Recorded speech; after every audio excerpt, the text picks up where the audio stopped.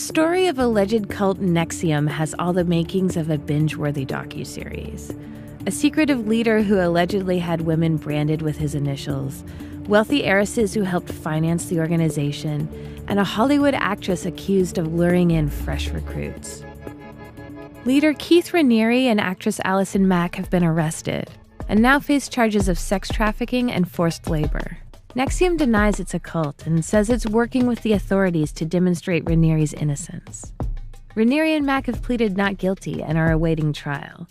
Their lawyers wouldn't comment for this piece. But one person is talking. The obsessed former Nexium employee who broke the story in the first place. I'm trying to write a song that's appropriate for Raniere. And this came to my mind.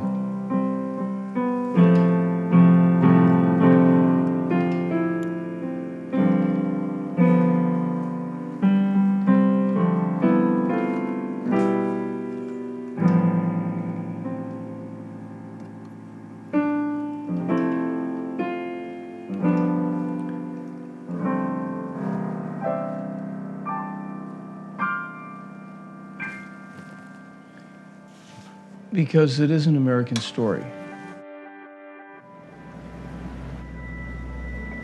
This is Frank Parlato, the guy who originally revealed the alleged sex slave cult around Keith Raniere. Though he lives in upstate New York, he spends time on his properties in Key West. So how much do you come out here on a boat? The answer is every day I can. So what else do you do for fun? Write about Raniere? In 2007, Parlato was recommended to work for Raniere by his consultant friends who both briefly did work for the group. Infamous political operatives Roger Stone and Steve Pigeon. Parlato is a real estate developer on paper, but had built a reputation for relentlessness in local political fights. He believed the Raniere-run Nexium was a legit company under attack from bad people, and it sent him a list of those people to seek and destroy. Here was what they wanted me to do. What does this mean, smash mouth $225,000? That was what they were willing to pay me for, smashing various people. Why do they call it smash mouth? Because they wanted these people destroyed. And it says here, disbarment $25K. Does that mean they'd pay you $25,000? If I did that. If you got them disbarred? Correct. Whoa. Just a hearing will get you $15K.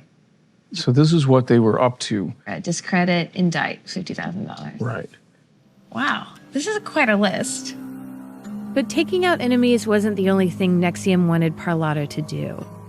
When he was asked to help Nexium get a loan, he learned members and Seagram's heirs, Claire and Sarah Bronfman, had lost a shocking amount of money in the commodities market. He says Claire told him Raniere had been making the trades. So, well, why did you invest $65 million and lose it all? Don't you think that's a little bit unusual?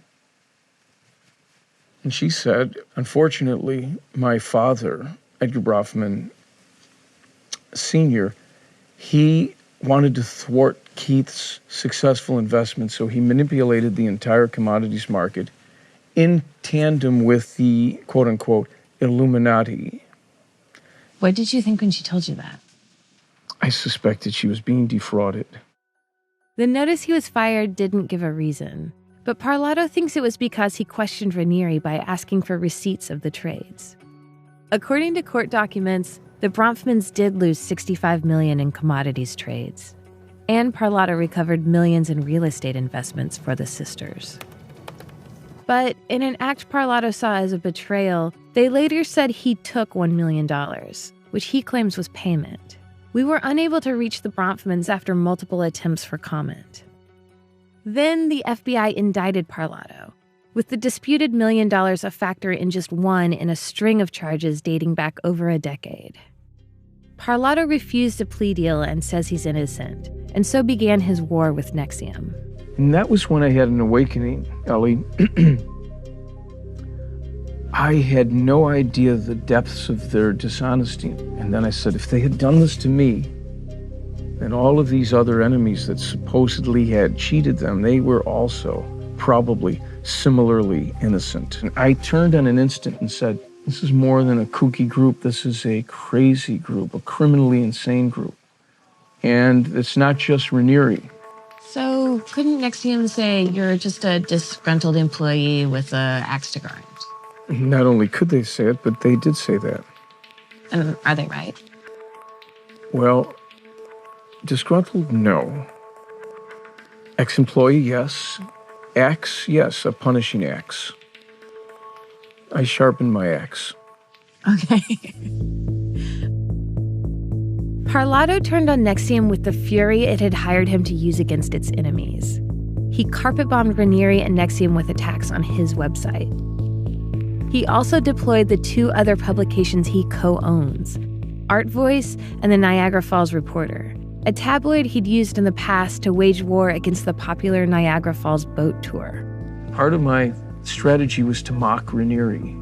I photoshopped images of him. I wrote fictional stories about him just to make him look ridiculous, because sometimes that's necessary too. And he wrote a lot. So how many hours total do you think you spent on this? How many hours are there in a year? Do you think you've spent a cumulative year on this? Maybe. Some of Parlato's practices are questionable. He tries to confirm his scoops with multiple sources, but he also posts the names and photos of the women who are allegedly Nexium slaves. Tell me a little bit more about the decision to name them. I mean, that's pretty controversial. Like, even in newspapers now, they don't name rape victims. Because they weren't exclusively victims.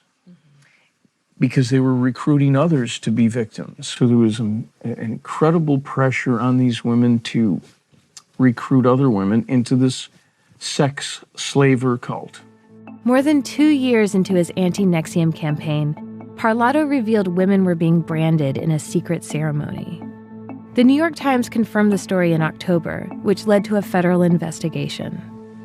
When the New York Times came out, that was the game changer, because then I had validation for all the things that I'd written. Until the Times story came out, what did your friends and colleagues say about your obsession? That I was insane. What would you tell them? I gotta write one more story. There's something here. And it has to be stopped. Nexium will never be the same, but Parlato isn't over it. He went after me, and I flipped him on his back and landed him in prison. And that's where he is today as we're speaking here, as inmate number 57005-177. He went to win, and I went to win, and he lost.